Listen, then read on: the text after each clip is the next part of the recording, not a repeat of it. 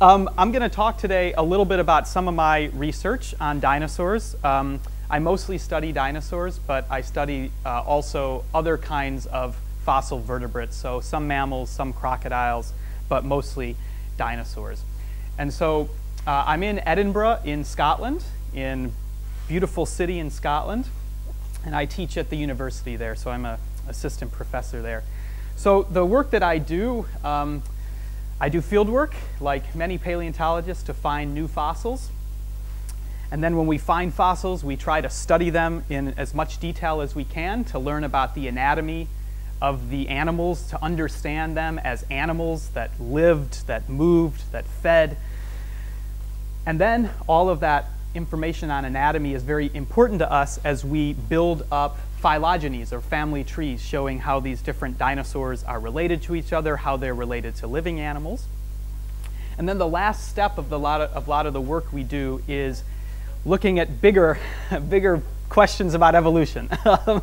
And so if we have a lot of information on the anatomy of fossils, and we have a phylogeny, a family tree that we know how, or at least we have an idea about how evolution happened, we can start to look at big patterns in evolution over many millions of years, how animals changed in relationship to climates changing, or to mass extinctions, or how quickly groups of animals blossomed, how they went from nothing to become dominant, or how they went extinct. So that's the kind of work I try to do. Most of my work is on dinosaurs, and I want to talk today about how some of the work that I've done touches on three different parts of the evolutionary story of dinosaurs. So beginning with where dinosaurs came from, the very first dinosaurs, and how dinosaurs became dominant. That happened in the Triassic period, about 250 to 230 million years ago.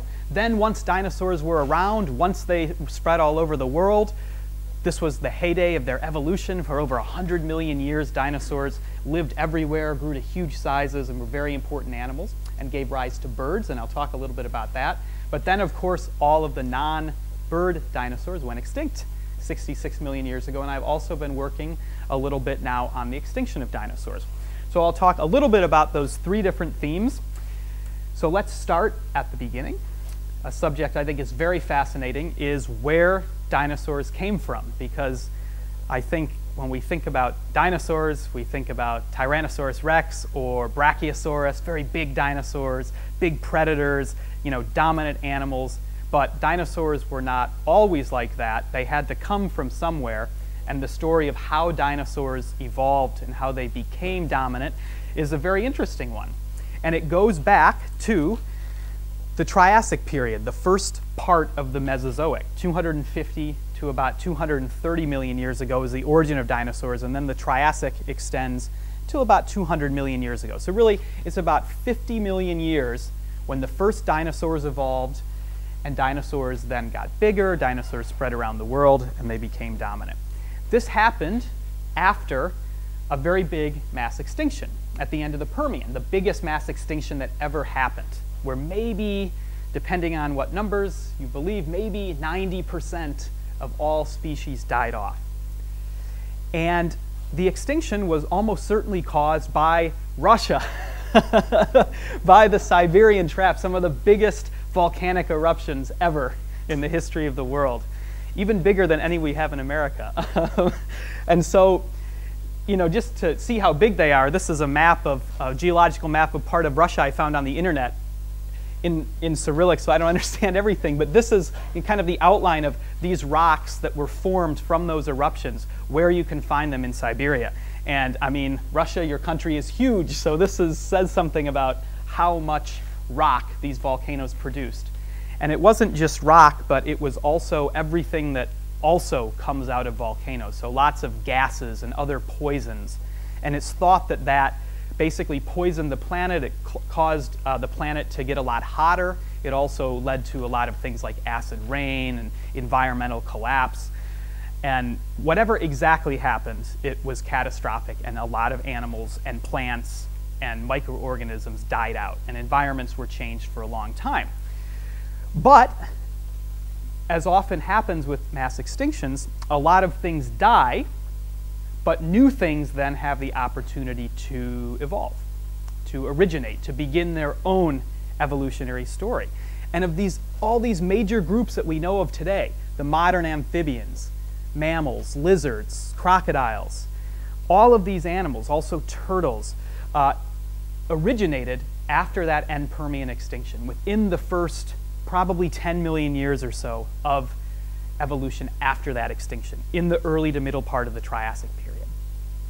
So a huge time of death, but that followed by a huge time of new things evolving that totally changed ecosystems. And of course, these groups remain very important today.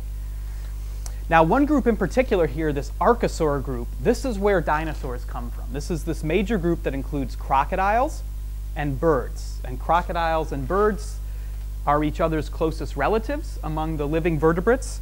So crocodiles are more closely related to birds than they are, to things like lizards, even though they might look more like lizards. And together, birds and crocodiles make up this major group called the Archosaurs. And those two groups are the only living archosaurs. Of course, there's many, many birds, 10,000 species of birds today, not so many crocodiles. But there was a lot more diversity in this archosaur group in the Triassic. The first 50 million years of when archosaurs lived, there were all kinds of interesting archosaurs that were closely related to crocodiles, kind of on this evolutionary lineage to crocodiles. There were plant eaters. There were things that kind of looked like living crocodiles that probably ate fish and meat. There were the top predators of that time were not dinosaurs. They were these Rauisuchians, closely related to crocodiles. And then on the other side of the family tree, you have dinosaurs, you have birds, but you have these other groups that were very important in the Triassic and later on in the Mesozoic, like probably the pterosaurs come somewhere here in the family tree. So a huge amount of diversity of archosaurs evolved in the Triassic. And I want to just spend a few minutes talking about one group, and I have to introduce this term. It's kind of confusing, but this term Dinosauromorpha. And all this means is it's the group of archosaurs that include dinosaurs and birds and their very closest relatives. So kind of those 10 or 15 species that aren't quite dinosaurs, but they're more closely related to dinosaurs than they are to pterosaurs, than they are to crocodiles. So the animals that dinosaurs evolved from. And this turns out to be important because a lot of my field work is trying to find these early dinosauromorphs and the animals they were living with to understand where dinosaurs came from. So I do various Triassic field work, mostly in Europe. So in Poland, I do work in the very early part of the Triassic, right after this mass extinction. We've been working in Lithuania a little bit later in the Triassic. Not a whole lot of fossils there, but we have found some archosaurs there. And then we also work in Portugal a little bit later in the Triassic, studying these really diverse ecosystems where there's actually no dinosaurs yet from the Triassic of Portugal. We have a lot of big amphibians, big temnospondyl amphibians. We have phytosaurs and some other archosaurs. So we're just trying to understand as much about the world at this time as we can. And I just want to briefly say a few things about, I think, the most important thing that we've found in this field work is in Poland. So when we work in Poland, many of you maybe have visited Poland, we work in the central part of Poland here, kind of halfway between Warsaw and Krakow, in this area called the Holy Cross Mountains. And this was an area, it was a big basin during the Permian and the Triassic. And so there were many rivers and many lakes there. And so there are layer after layer of rock up through the Permian, across the mass extinction, into the Triassic, and even into the Jurassic. And there's not a lot of bones in these layers of rocks, but there's a lot of footprints. There's a lot of footprints, tens, hundreds of thousands of footprints, layer after layer after layer. So they can tell us something about what these environments were like, even if we don't have bones. The most important thing that we found there are the footprints of the very oldest dinosauromorphs, of those animals that are not quite dinosaurs, but very close relatives, basically the ancestors of dinosaurs. And this is what one of these footprints looks like. It's something called Prorotodactylus, tiny little thing, just a few centimeters long, each footprint.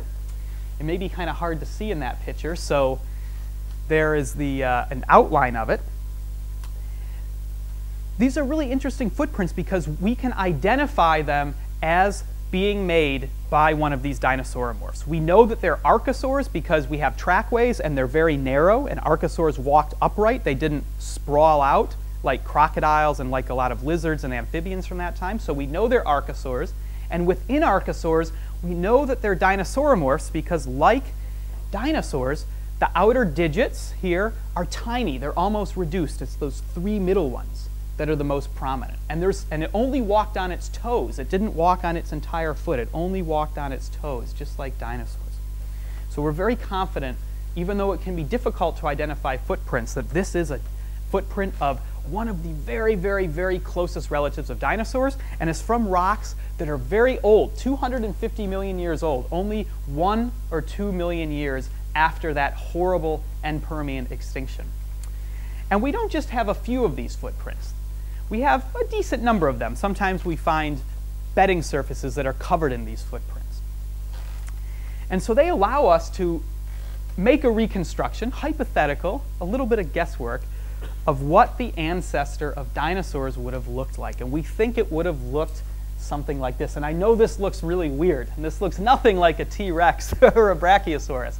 It looks like some kind of space alien or something. But we make this reconstruction based on a couple of things. We have skeletons of animals that have very similar footprints, not from Poland, but from South America. And so we do know something about the skeleton of these animals, but we can also tell something about the sizes of the limbs based on the footprints, based on the spaces between the footprints. So we put all that information together, and yes, a lot of guesswork to make this reconstruction. So this animal would have been about the size of a cat, so not very big. It would have weighed just a few kilograms at most. It would have walked on 4 legs.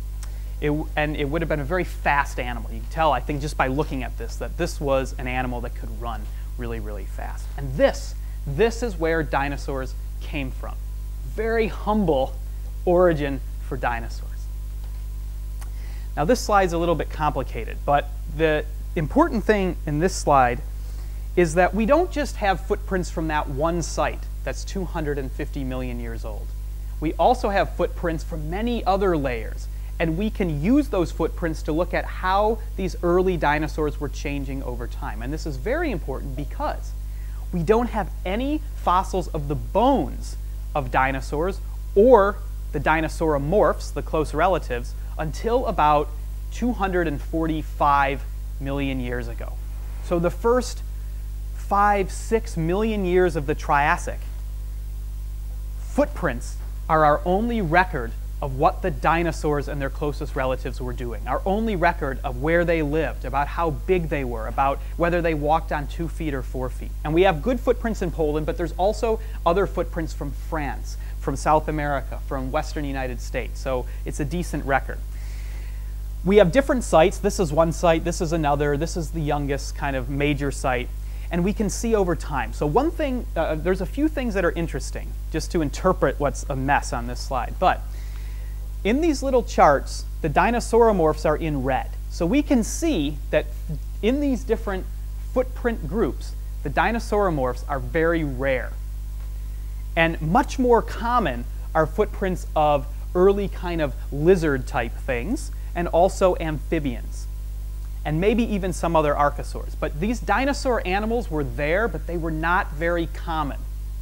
They were not very common. They also were not very big, and that's what this is over here. This is the maximum size, the biggest size of the dinosauromorph footprints from those different sites. And down here, the biggest one we have is only 4 centimeters long.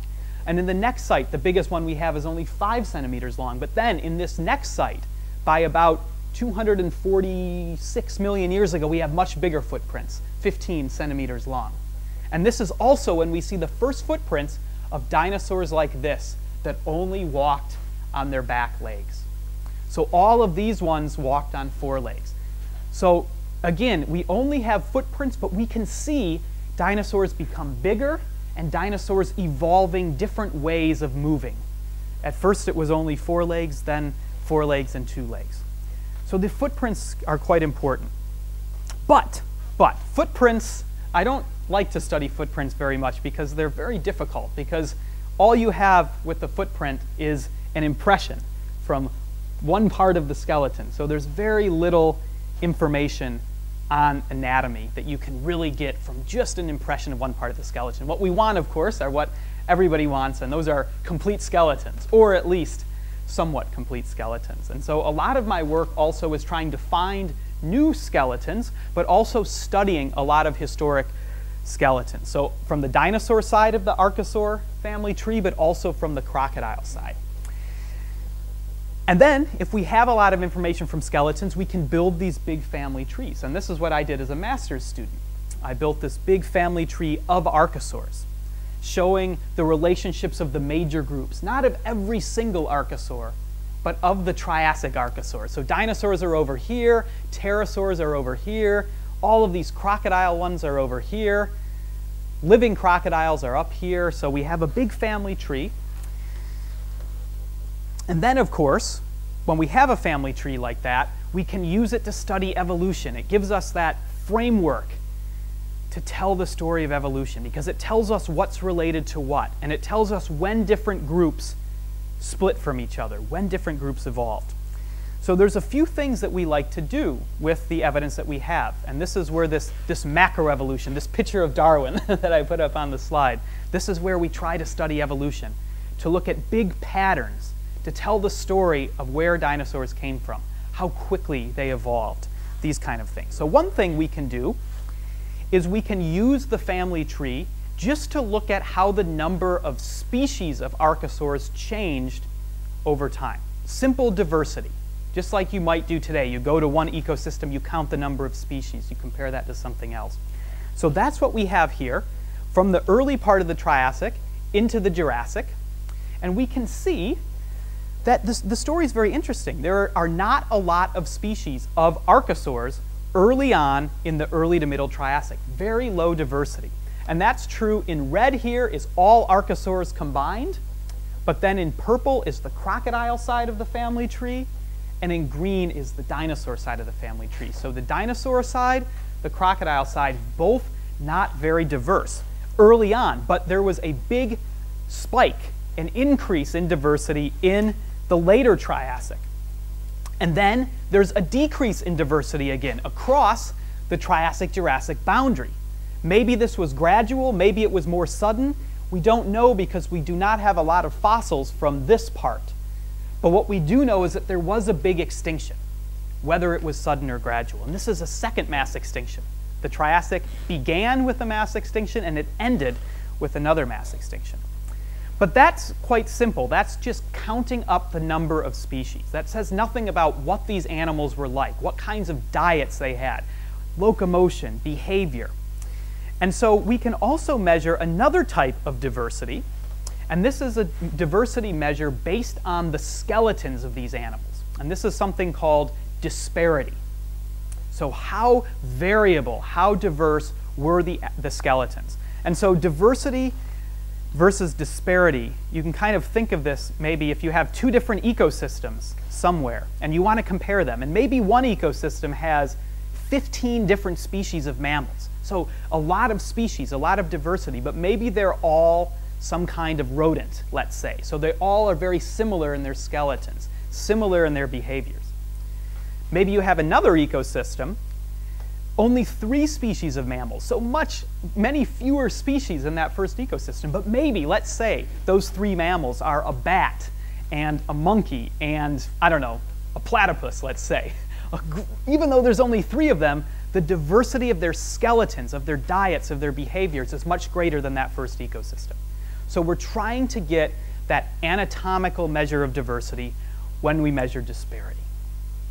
And so we can do that using our big databases that we make of characters. And some of you may have experience with this, doing phylogenetic analyses, filling in the cells of zeros and ones, to say whether or not these features are present in the different species. We use that information to build the family tree, but we can also use it to measure disparity. And we can put it through some statistical tests, and this is how we do it.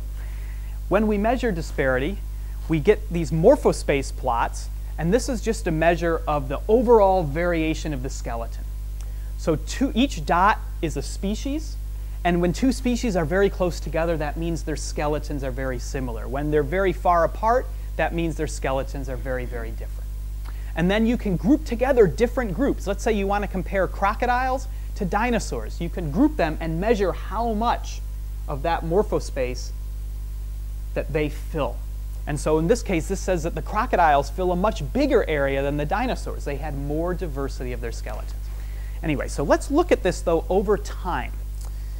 If we look at this over the Triassic, we see something of a similar pattern with simple diversity. We see low measures early on, then we see a peak later in the Triassic.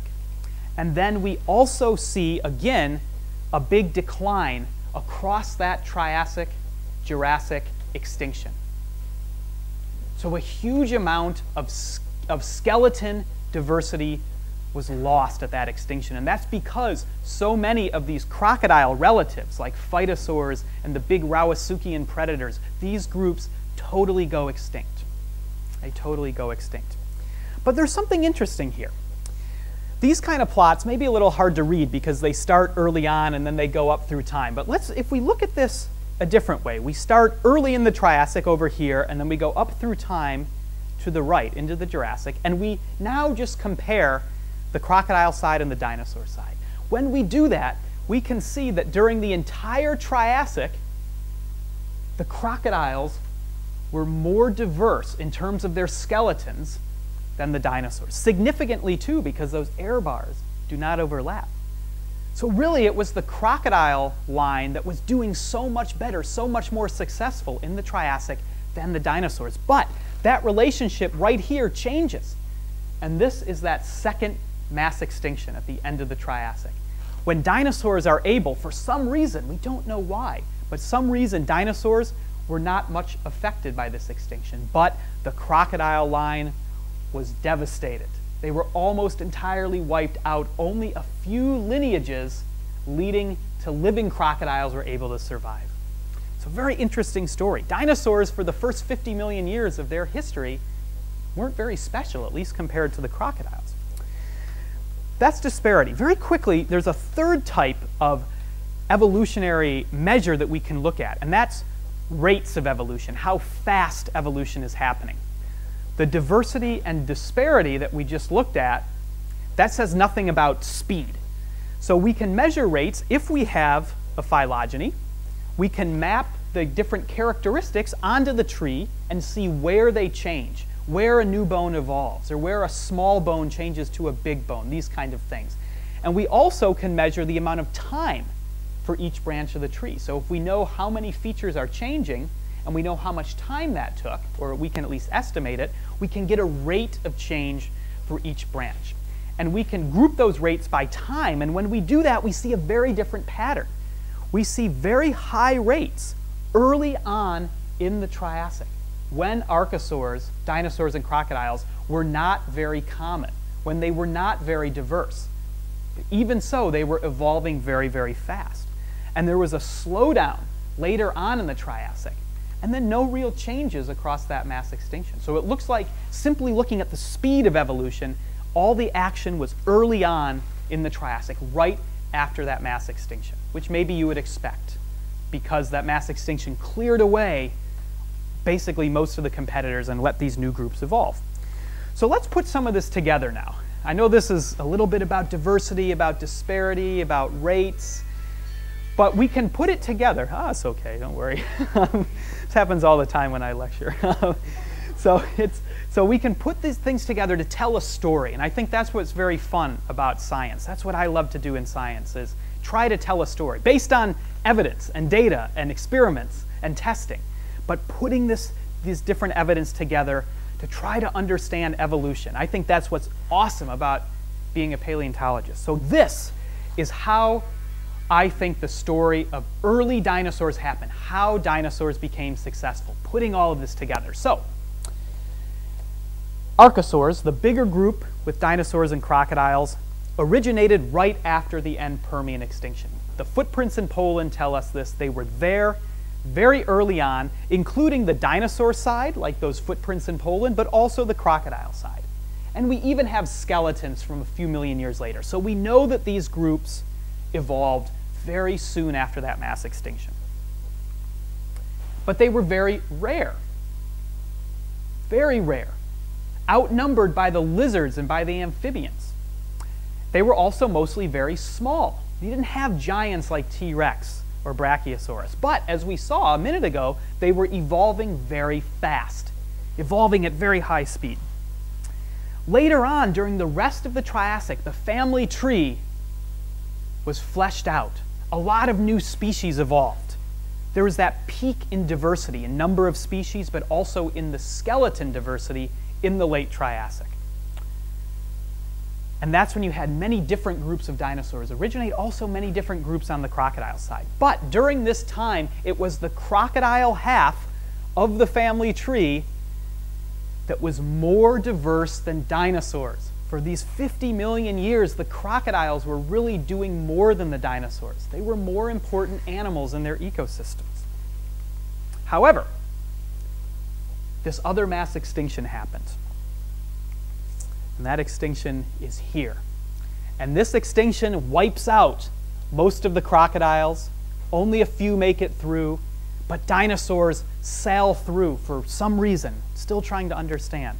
And then it's after that extinction that finally, 50 million years after they originated, we can say that dinosaurs were dominant animals. This is when they spread all over the world. All of the different groups, major groups of dinosaurs spread all over the world.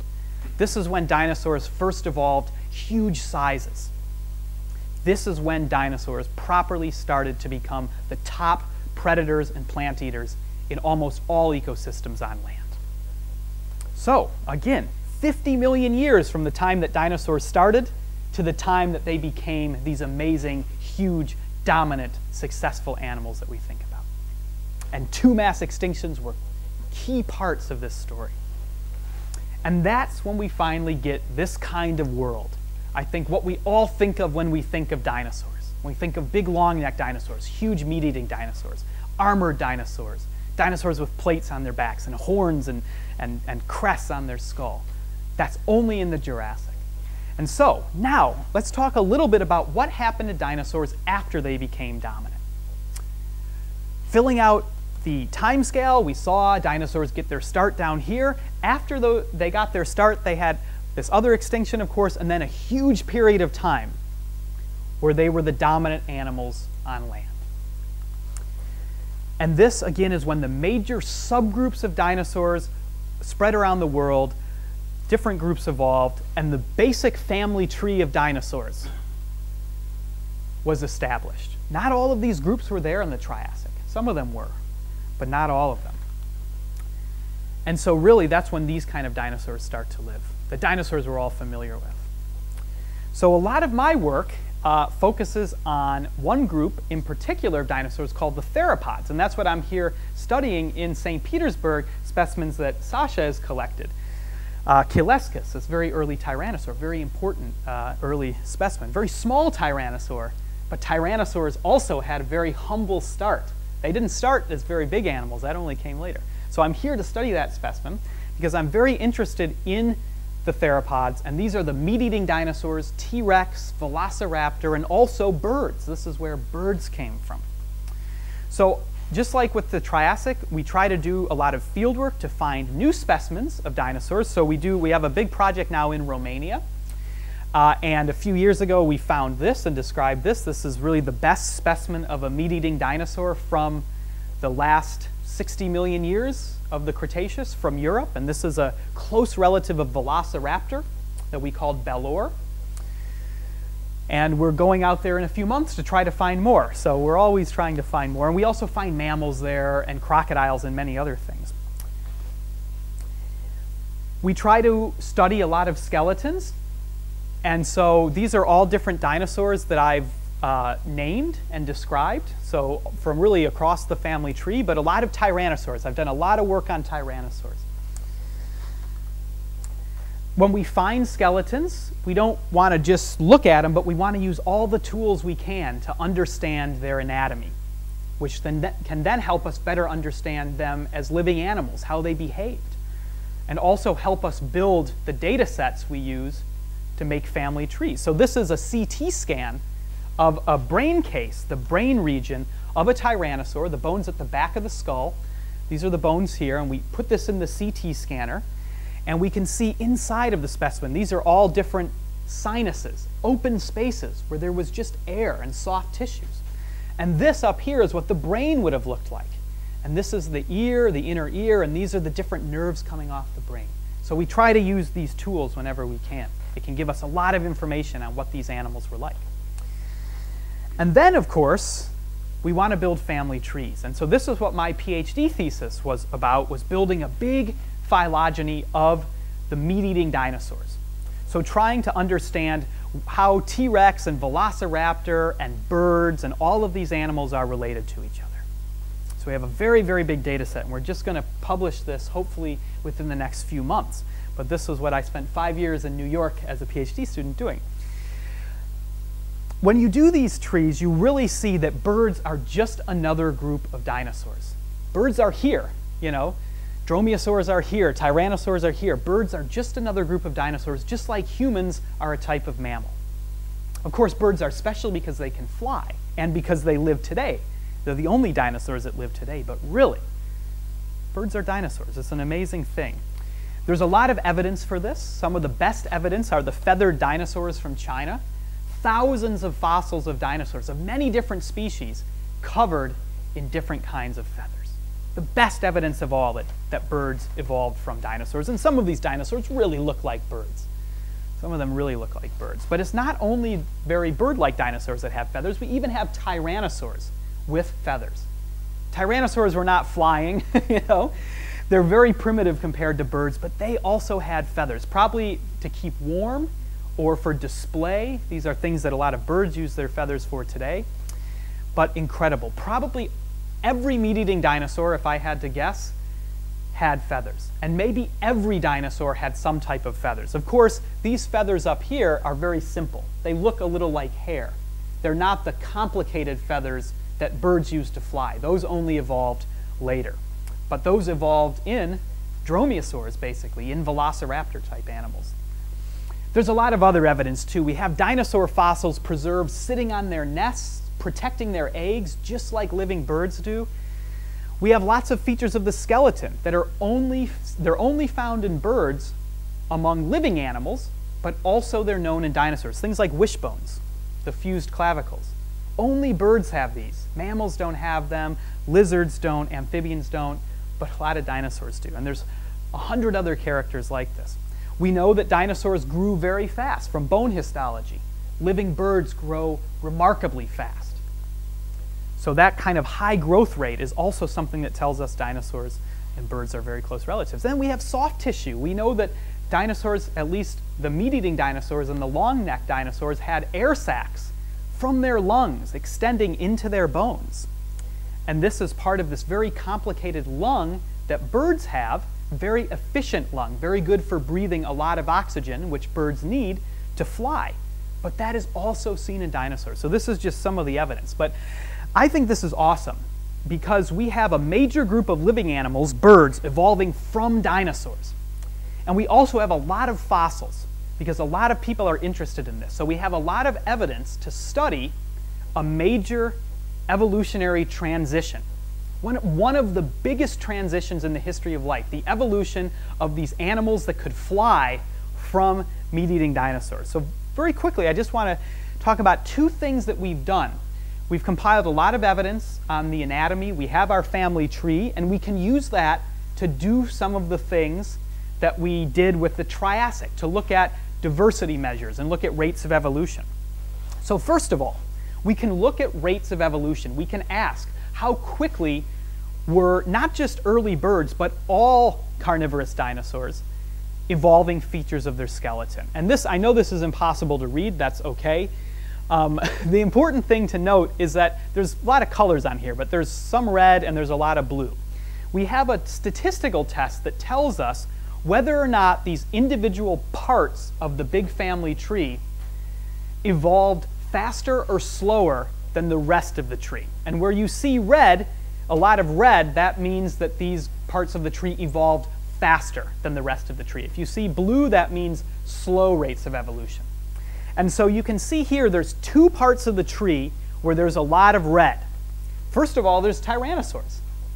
Interesting. So maybe dinosaurs became really, really, really big by evolving very fast. Maybe. Interesting idea. We have to test this with other groups of dinosaurs that also evolved to be very big.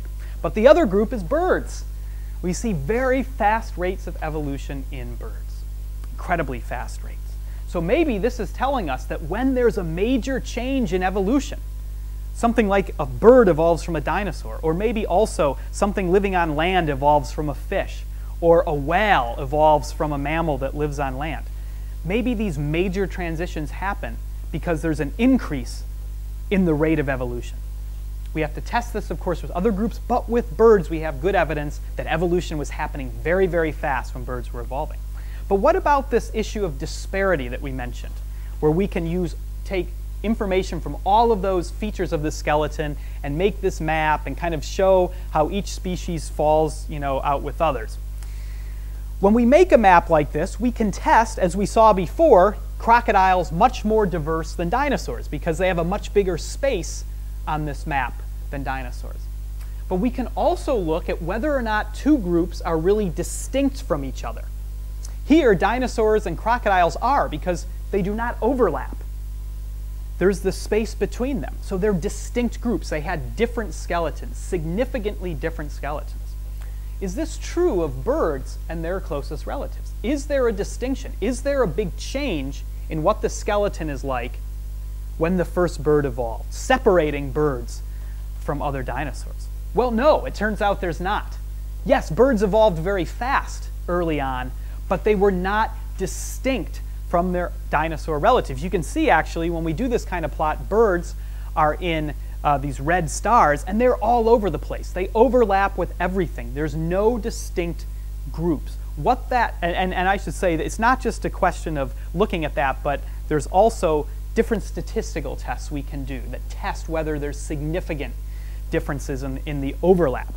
And there's not. So really what this means is that birds do not have a totally distinct skeleton from other dinosaurs, especially from things like Velociraptor and Microraptor and Troodon, the very bird-like dinosaurs. And that's a very interesting thing.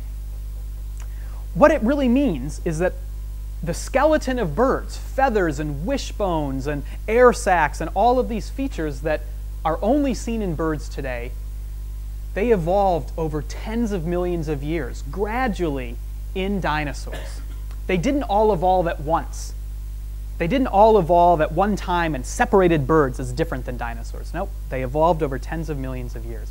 So what I think really what this means is that if we were standing around in the Cretaceous, let's say, and we saw animals like this, we would think they were birds. I would think they were birds. They look a lot like birds. They have feathers. The wings look a lot like birds. They're taking care of their young like birds, but these are not birds. These are non-bird dinosaurs. This is Velociraptor. This is Oviraptor. So really the distinction between bird and non-bird is not very clear. There's no great jump. Evolution did not happen in one big jump. It happened very slowly over time, but with very fast rates of evolution. And birds, they're distinctive, but maybe they're not so special compared to other dinosaurs. Except definitely in one way they are, because they're the only dinosaurs that survive today. All the other dinosaurs died out 66 million years ago. T-Rex died. The long-necked dinosaurs died. The horned dinosaurs, they all disappeared very quickly, but birds made it on. So I'm going to close by saying a few things about the dinosaur extinction, because this is maybe one of the most debated problems in paleontology. Ever since the first dinosaurs were found 200 years ago, people have wanted to know what happened to these animals. Why do these huge reptilian-like animals, why are they not around anymore? Where did they go? How did something so successful die out? And you might think that we know the answers to all of this, but really we're still learning. There's still a lot of new evidence that's coming to light, and this is something that I've been working on quite a bit recently. So,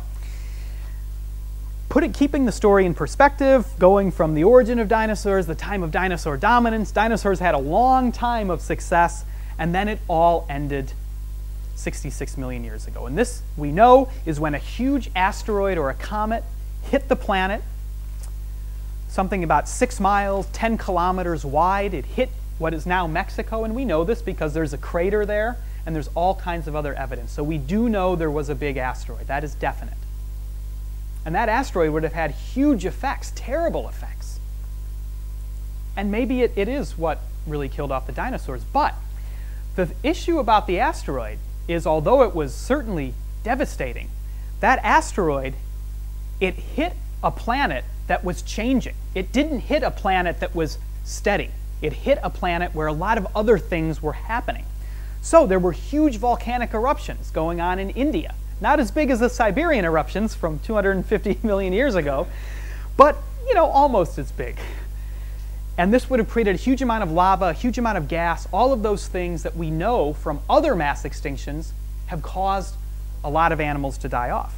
There were also big changes in temperature during the very latest Cretaceous, the final few million years before the asteroid hit. Some of these probably related to the volcanic eruptions. And there were big changes in sea level, a huge decrease in sea level right before the asteroid hit. So this asteroid hit a planet that was in chaos. So then it becomes an interesting question of which of all of these events may have been responsible for killing the dinosaurs. Did all of them work together? Were some more important than others? And it's very difficult to test these kind of things. It's very difficult. But one thing we can do is we can look at how dinosaurs were changing during the very latest Cretaceous before the asteroid hit to see if there was any signs that maybe they were gradually going extinct. Maybe they were in decline. Maybe they had some problems when a temperature change happened or when a sea level change happened. So what we can start to do is at least look at the evolution of dinosaurs, how dinosaurs were changing. Is there any sign that anything was wrong with dinosaurs before the asteroid hit? And so we've done a few of these studies ourselves. We did one study where we again used this disparity methodology, looking at the diversity of skeletons. And we did this for these 7 major groups of dinosaurs, looking at how they changed over the last 12 million years before the asteroid hit. And this is, you know, a lot of different plots up here, but the details aren't too important. What is important is these are 4 of the main groups of dinosaurs where we have a lot of fossils. And these are only from North America, because the best fossil record is from North America of this time. Very few fossils, unfortunately, from anywhere else, which is a problem, because we don't know if what was happening in North America represented what was happening in the whole world. But if we look at North America, we have the meat-eating dinosaurs, we have kind of small plant-eating dinosaurs, and then we have the 2 main groups of plant eaters, the horned dinosaurs, and I know this is impossible to see, but the duck-billed dinosaurs, the ones with the big beaks at the end of their skulls and the big crests in their skulls. When you look at what was happening over time, this first one here on the left is the earliest, then next, then next. You can see there's no real changes over those 12 million years for the meat eaters and for the small plant eaters. But there are these big decreases for both of these groups of large plant eaters. These were the bottom of the food chain animals on land at that time. These were the most common animals in North America. If you went to North America in the Cretaceous, latest Cretaceous, you would see a lot of horned dinosaurs and a lot of duck-billed dinosaurs. They were the biomass that built that food chain, and they look to have been in some kind of decline. But again, it was only those large-bodied, we call bulk feeding, the bottom of the food chain, eating a lot of plants. Only those animals show any kind of decline. But let's look a little bit more. That's just disparity. But let's look at some other things. Let's try to maybe put this in a different perspective. Let's look even longer across the entire Cretaceous, because maybe there was a decline in the latest Cretaceous, but we need a longer time scale to put this into perspective, to know, did this decline mean anything? Well, when we look at diversity of dinosaurs, both globally, all around the world, but also only in North America, starting at the beginning of the Cretaceous, 145 million years ago, extending all the way up to the extinction, we actually don't really see any major declines. Yeah, maybe a little bit up here, but actually dinosaurs, if anything, were getting more diverse later on in the Cretaceous than earlier on. So the decline among the plant eaters, maybe not so important. Let's look a little bit closer, though, again.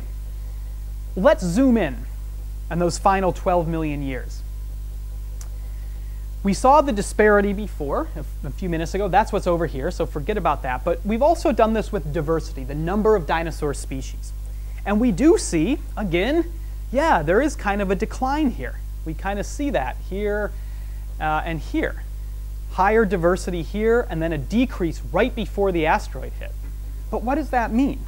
Well, again, it's only the plant-eating dinosaurs, the big plant eaters, that show this decline. So the picture's a little confusing. Not all dinosaurs were losing species. Not all dinosaurs were in trouble, only some of them, but important ones because they were the base of the food chain. But we can also zoom in even more and look at the one place in the world, the only place in the world, where we have a good fossil record of dinosaurs for the last 2 million years of their evolution, all the way up to the boundary, and then a good record of what comes after the boundary. It's frustrating that there's only one place, but that one place is a very well-known place in the western US called the Hell Creek Formation. And so we can see layer by layer in the Hell Creek how dinosaurs were changing. And so when we do this, we can make a plot beginning early on in the Hell Creek, about 67.5 million years ago, go up through time, all the way to the extinction. Each of these lines is a different species of dinosaur. There's 14 well-known dinosaurs from the Hell Creek, and each dot is a record of that dinosaur in a rock layer. So we can see which dinosaurs were present. And basically, the pattern that we see is that these dinosaurs, for the most part, remain present all the way up to the boundary. We don't really see a lot of dinosaurs going extinct down here locally. And again, this is just one area. Yeah, maybe a few of them do, but these are very poorly known dinosaurs, only from a few specimens. So there's a problem when something's very rare. Statistically, it becomes difficult to know whether this is a real or whether this may not be real. But for these dinosaurs where there are many specimens, things like Triceratops, number 1, or T-Rex, I believe, is number 2, hundreds of specimens. So this evidence is very believable. So what this is telling us is that, at least locally, dinosaurs were not going extinct in the million years before the impact. And this was the time when you had the big volcanic eruption. This happened here, kind of the 500,000 years before the impact. But you don't have dinosaurs going extinct in the Hell Creek Formation when these volcanoes started. This is also the time of temperature changes, and you don't have dinosaurs going extinct. This is also the time that sea level was changing, and you don't have dinosaurs going extinct. So at this very local level, we can say that dinosaurs were doing very well until the asteroid hit. And we even have fossils now of some dinosaurs basically right below the rock layer that records the impact. So what does this mean? Let's tie this together. I think all of this evidence that we've been accumulating, it does tell us that dinosaurs went extinct very fast. It was sudden. There's no evidence that for tens of millions of years dinosaurs were declining, that they were losing species gradually, that they were wasting away. No evidence of that. Maybe a little bit right at the end, but no evidence of very long-term declines. In geological terms, it was a very sudden extinction. And yes, that means it probably was caused mostly by that asteroid impact. But we always have to remember this point, coarseness of the fossil record. This is a fancy term. It basically means the fossil record is pretty crappy sometimes, and it is with latest Cretaceous dinosaurs. So it's hard, except for the Hell Creek Formation, we have very little other evidence, so it's hard to test really how dinosaurs were responding to the volcanoes and the temperature and the sea level changes. So it's possible in other parts of the world these had more of an effect on dinosaurs. But in North America, it seems like no. However, there is still this problem that we saw, that those big plant-eating dinosaurs did seem to have been undergoing some kind of decline. There were fewer species towards the end, and their diversity of their skeletons was declining also. Not the other dinosaurs, but just these dinosaurs in particular. There was a very interesting study that was done 2 years ago, published in PNAS by some people in Chicago, that did a study. They built, using computer programs, the food webs of the Cretaceous, showing how all the animals were interconnected. And then they used the computer to see what would happen if you knocked out some of those species, if the food webs would collapse, maybe, or maybe they would be resistant. When they did this, they found that those dinosaur communities at the very end of the Cretaceous, right before the asteroid hit, were much weaker. They were more vulnerable to extinction, to collapse if only a few species went extinct, than the dinosaurs from even 5 million years earlier. And the reason that they were more vulnerable right at the end was because there were fewer of those big plant-eating horned dinosaurs and duck-billed dinosaurs. So even though it was only those dinosaurs that lost diversity, they were very important because they were at the base of the food chain, and you knock some of them out and it makes the whole ecosystem weaker. And so, in that way, and I should say these changes, we think maybe the loss of the diversity of the big plant eaters may have been caused by the sea level changes, because they were extreme sea level changes, and this had to do with how much area they had to live in. So I think the picture, it's a little more complicated than the asteroid did it or the asteroid didn't do it. I think now we're starting to understand that it's a complicated story. That the asteroid probably did it, but the asteroid had such a horrible effect because the food webs and the ecosystems were weaker because these big plant eaters had a decline. So maybe that's a little hard to understand, but I think you can summarize it this way. The asteroid probably did it. If there was no asteroid, dinosaurs would probably not have gone extinct. But if that asteroid hit 5 million years earlier, before the large plant-eating dinosaurs had their decline, before those food webs were weaker, maybe the asteroid wouldn't have caused such a problem. I'm sure it still would have been bad, but maybe other dinosaurs, except for birds, would have made it through. That's a hypothesis. Difficult to test this, but this is what we're thinking now. And we'll soon have a paper on all of this coming out where we review what we know of the dinosaur extinction. So look for this paper if you're interested. All right, so finally, dinosaurs go extinct except for birds. And then this allows mammals to get their chance. We saw the oldest mammals evolved right at about the same time dinosaurs did in the Triassic. Mammals actually had a pretty good diversity during the time of dinosaurs. They did a lot of things. Some of them lived in trees, a lot of them lived in the ground or burrowed, some of them could glide, and some of them kind of got to be badger size or dog size. But compared to mammals today, elephants and bats and whales, there was very little diversity in the time of dinosaurs. But once dinosaurs went extinct, mammals had this wide open playing field to evolve. And they did. And they seem to have evolved very quickly. So a lot of the work that I'm doing now is actually looking at mammals, those mammals that evolved right after the extinction, the first few million years. And so we have a big project in New Mexico, in the western United States. Anybody watch Breaking Bad? Have you seen this television show? This is where Breaking Bad is. You can see the, maybe the meth lab there. So we worked there. We've been working there a few years. And we're trying to understand how quickly mammals recovered from the extinction, which mammals went extinct and which ones made it through and why, and how mammals changed during these few million years, because this was a time of very chaotic climate, a lot of temperature changes, a lot of other changes. So this is where our research is going. So if I come back to St. Petersburg someday and give another lecture, maybe it won't be about dinosaurs, maybe it'll be about mammals. So I'd like to thank you for your attention. I know it was a very long talk, but hopefully understandable, and I'm very happy to answer any questions you might have. Thank you. Cheers.